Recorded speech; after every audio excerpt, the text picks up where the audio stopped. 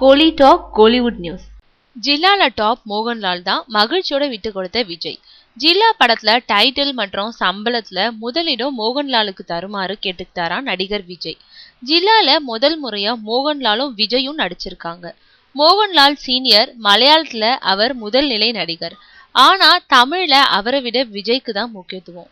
ஆனாலும் மோகன்லாலோட சீனியாரிட்டி மற்றும் அவர் மேல இருக்க மரியாதையை காட்டும் வகையில படத்துல அவருக்கு முதலிடம் தருமாறு விஜயே இயக்குனர் நேசன் மற்றும் தயாரிப்பாளரை கேட்டுக்கிட்டாராம். டைட்டில்ல யார் படத்தை முதல்ல போடுறதுன்ற குழப்பத்துல இயக்குனர் தவிச்ச போது, அது ஒரு மேட்ரே இல்ல, அவர் அனுபவம் தான் என் வயசு, சோ மோகன்லால் பேரையே முதல்லையும் என் பெயரை அடுத்ததா போடுங்கன்னு சொன்னாராம் விஜய்.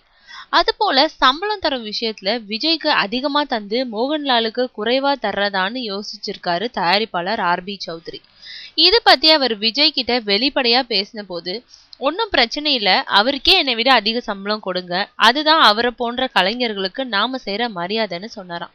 இந்த ரெண்டு விஷயங்களையும் கேள்விப்பட்டு இனிய அதிர்ச்சியில மூழ்கி இருக்காரு மோகன்லால். காரணம், அவர் இத்தனை ஆண்டு சினிமா வாழ்க்கையில அவர் பெறும் முதல் அதிக சம்பளம் இதுதானா.